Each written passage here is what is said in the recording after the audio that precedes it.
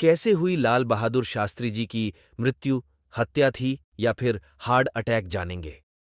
इस वीडियो में तो बने रहे हमारे साथ। गुदरी के लाल कहे जाने वाले एक महान क्रांतिकारी और राजनीतिज्ञ थे शास्त्री जी। उसे ईमानदारी का दूसरा नाम माना जाता है। उसके जैसा प्रधानमंत्री देश को आज तक नहीं मिला है और ना ही कभी मिलेगा। देश के अद्वितीय प्रधानमंत्री थे शास्त्री जी। एक बार उसके पुत्र ने अपने दोस्त के घर जाने के लिए सरकारी गाड़ी का उपयोग किया। इस बात की जानकारी जब शास्त्री जी को चलता है तो उसके अगले सुबह अपने पुत्र को बुलाकर कहा कि ये जनता का सामान है, इसका उपयोग हम स्वयं के कार्यों में नहीं कर सकते। और अपनी पत्नी को बुलाकर कहा, जो सेक्रेटरी साहब है ना, उसे बुलाकर इसका भुगतान कर देना। ये थी शास्त्री जी की ईमानदारी। अब चलिए आपको ले चलते हैं ताशकंद की ओर। वर्तमान समय में ताशकंद उज्बेकिस्तान की राजधानी है। जब ताशकंद समझौता हो गया तो शास्त्री जी ने पाकिस्तान का जिता हुआ क्षेत्र पाकिस्तान को लौटा दिया और समझौता पर हस्ताक्षर करने के बाद शाम को शास्त्री जी ने अपनी पत्नी से बातचीत करने के लिए फोन लगाया और फोन उसकी पुत्री ने रिसीव किया तो शास्त्री जी ने पूछा, अम्मा कहाँ है और कैसा लगा मेरा फैसला। तो उसकी पुत्री ने कहा, बहुत बूढ़ा लगा और अम्मा आपसे नाराज है और वो आपसे बात नहीं करेगी। आपने पाकिस्तान के जीते हुए क्षेत्र उसे लौटा दिए। इसके बाद फोन रख दिया। फिर शास्त्री जी सोने चले गए। फिर क्या हुआ शास्त्री जी के साथ कोई नहीं जानता। जब सुबह देखा तो शास्त्री जी जीवित नहीं थे। इस समय देश को दोहरी हानि हुई। जब शास्त्री जी के शव को भारत लाया गया तो ऐसा कहा जाता है कि शास्त्री जी की मृत्यु हार्ट अटैक से हुई है, पर शास्त्री जी के निजी डॉक्टर का कहना है कि शास्त्री जी को हृदय संबंधित कोई रोग नहीं था, अपितु वो पूर्णतः स्वस्थ थे। वहीं पर शास्त्री जी के धर्मपत्नी का कहना है कि शास्त्री जी के शरीर नीले पर गए थे और जगह जगह पर काटने के निशान थे, तो उसे कहा गया कि वो कट तो पोस्टमार्टम के कारण लगता है, जो स्वाभाविक है।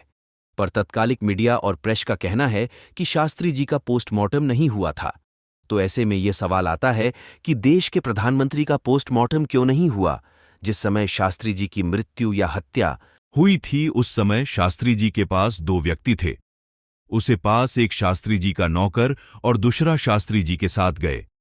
डॉक्टर जब शास्त्री जी की पत्नी ने जांच के लिए याचिका दिया तो उस समय देश में जनता पार्टी की सरकार थी और उसने जांच के लिए एक कमेटी का गठन किया जिसका नाम था राजनारायण कमेटी। जब इस कमेटी के आदेश पर शास्त्री जी के साथ गए, डॉक्टर को बुलाया जाना था, तो उससे पहले ही कार दुर्घटना में उसका और उसके परिवार की मौत हो गई। उसके बाद शास्त्री जी का नौकर ने शास्त्री जी के पत्नी से कहा, अम्मा आज सब सच बता दूंगा आता हूँ। और फिर उसकी भी कार दुर्घटना हुई। वो तो बच गए, लेकिन उसकी याददाश्त चली गई। क्या सच्चाई बताना चाहता था वो, वह भी अब रहस्य बन गया।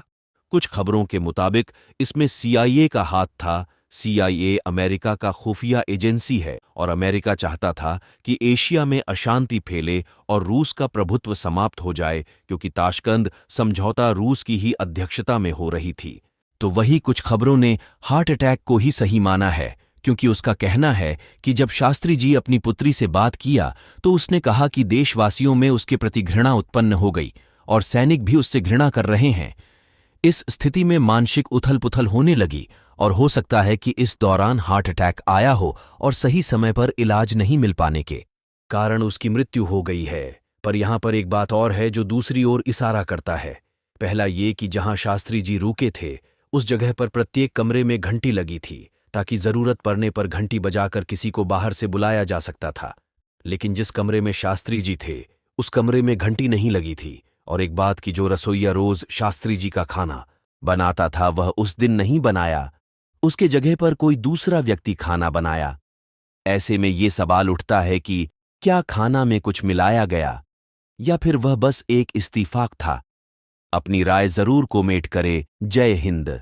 ये है लाल बहादुर शास्त्री की ओरिजिनल भाषण। अगर तलवार की नोक पर या एटम बॉम्ब के डर से कोई हमारे देश को झुकाना चाहे, दबाना चाहे, ये देश हमारा दबने वाला नहीं। तो एक सरकार के नाते हमारा क्या जवाब हो सकता है सिवाय इसके कि हम हथियारों का जवाब हथियारों से दें। अयूब साहब कहते रहे कि हमें क्या, हम तो अपने टैंकों को लेकर आगे बढ़ेंगे, सैकड़ों टैंकों के साथ, और टहलते हुए दिल्ली पहुंच जाएंगे। तो इस तरह से टहलते हुए घूमते हुए दिल्ली में आने का उनका इरादा था। और जब ये इरादा हो तो कुछ अगर हम भी थोड़ी तरफ लाहौर की तरफ टहल कर चले गए